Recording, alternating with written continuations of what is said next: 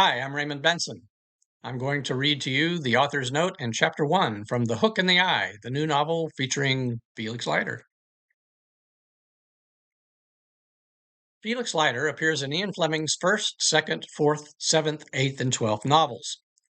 Ignoring the actual dates of the original publications of these works, Bond historians have long conjectured when in the real world the events in these stories may have occurred.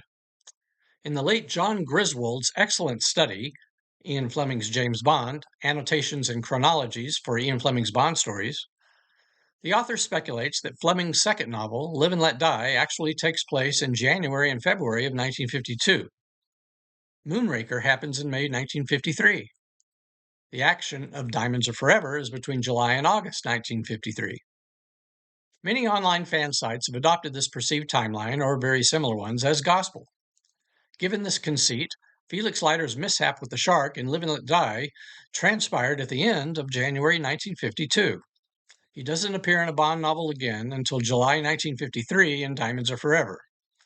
Thus, the following tale takes place in between those two works, during the last half of 1952, to be exact. Real highways, hotels, motels, and restaurants around the USA that existed in 1952, as well as the states of landmarks such as Carlsbad Caverns National Park, were utilized in the text wherever possible. The New York headquarters of Pinkerton's detective agency, the name Pinkerton without the apostrophe S was used interchangeably, was indeed located on Nassau Street in Lower Manhattan in that era. Robert Pinkerton II did spend time in both the Chicago and New York offices. According to the latest U.S. government Consumer Price Index data to adjust and calculate for inflation, in 1952, $1 would equal a few cents less than $12 in 2025.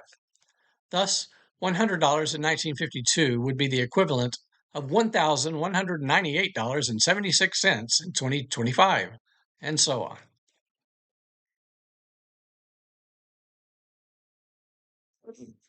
Chapter 1, November 3, 1952, New York, New York.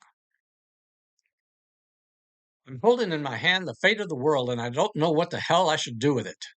I ain't kidding. The destiny of the goddamn planet Earth is sitting right here in the palm of my left hand. My only hand, I might add. The right one is replaced by aluminum and stainless steel. It hasn't even been a year since I lost it. 10 months. It feels like a lot longer than that, but at the same time, it's as if it happened yesterday. Without a destination in mind, I walk away from the unmarked federal detention center in Lower Manhattan where I just paid a visit to a new resident. I don't know how long the inmate is going to be there. They'll be moving the traitor to another secret location in a day or two, likely to disappear into one of the many red tape labyrinths of the justice system and never be heard from again. Striding aimlessly eastward, I cross the park, wander into the domain of City Hall, and float amidst the multitudes pouring in and out of the building. It's where the mayor, the city council, the board of estimate, and the presidents of the 5 boroughs work. All the bureaucracy of New York City. It's so close I could touch it, but at this moment I just want to get away from it all. The Civic Center building, who cares? I do consider stopping by the Pinkertons' office on Nassau Street, which is practically right there at the edge of City Hall Park. Instead, I decide to head toward the entrance to the Brooklyn Bridge. Everywhere you look, the streets are crowded with New Yorkers going about their midday business as usual. Taxicabs, cars, and buses noisily remind me that the city will just keep plugging away no matter what. There's no question that I'm struggling with how I feel about the woman who did a number on me. Don't get me wrong, I've been through this kind of thing before. I've been around the block a few times. Women come, women go. It's true, though, that she managed to get under my skin, and I'm mad as hell at her for doing so, and also for what she did afterward. I grasp the thing in my hand tightly so I won't accidentally drop it when I turn my wrist to note the time on my Omega bumper wristwatch. Just after 11. For a brief moment, I have a memory flash of purchasing the watch in Washington, D.C. in '48, a present to myself right after I'd agreed to work for the newly formed CIA. A brisk wind wafts off the East River. I return the object to my left trouser pocket so I can use my good hand and the hook in tandem to button up my trench coat, the same one I'd bought in Paris not long after joining the feds. All of that really seems a lifetime ago, and yet it encompasses a little less than 4 years. Quite a bit happens to you if you blink for a second. The pack of Chesterfields is in my pocket. I tap out a cigarette, stick it in my mouth, and fire it up with the Ronson lighter I've had since I was overseas. The thing still works great. Has the Marine Corps seal engraved on one side. I had my surname, Leiter, engraved on the other as a joke. After inhaling the much needed nicotine, I limp walk along the sidewalk across Lafayette and, oh, did I mention my leg? Not only do I not have a right arm and hand, but I'm missing a third of my left leg below the knee. I'm a regular circus sideshow act, folks. That clopping sound on the pavement is from a joint corset leg made of wood and stretched leather. It's got an articulated foot with a hinged ankle. No one really notices it on first glance because my trouser leg covers the prosthesis and my shoes match. But, as I said, I do limp. Can't help it. People observe my shuffle and the right hook, and they immediately throw an involuntary expression of pity at me. Happens all the time. In response, I simply grin at them, as if it doesn't bother me at all. They think I'm an injured war veteran. I suppose I am, just not from the kind of war they're imagining. Shoot, it was part of the job, I keep telling myself. The luck of the draw, the way the cookie crumbles. That's life, buddy. Que sera, sera. All those cliches apply, so pick one. As I turn south on Pearl Street, I consider going to Fulton Market, and perhaps grabbing a sandwich for lunch. Maybe.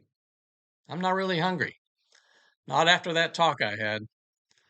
It left me with a hole in my stomach, or maybe it was my heart, I don't know. A stiff drink would be more appropriate.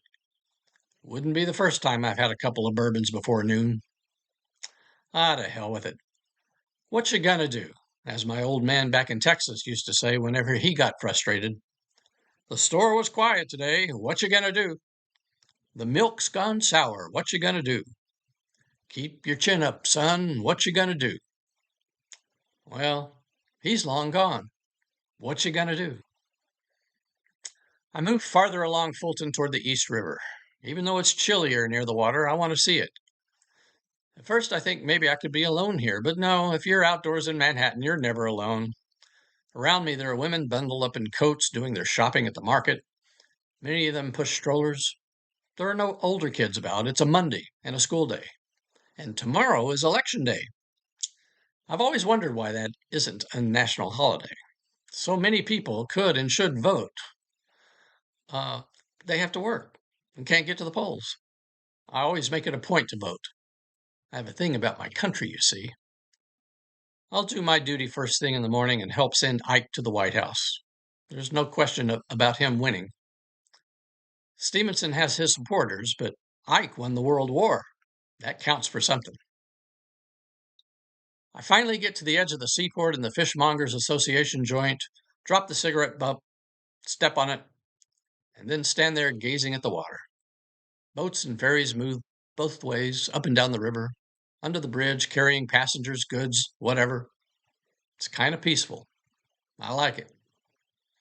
But I'm troubled by what I have in my pocket. How it got there over the past month has been a roller coaster of a journey, full of mysteries, bizarre twists, and betrayals. I pull the item out and hold it in my hand again. It really could change the world. All I have to do is sell it. And hey, it would change me, too.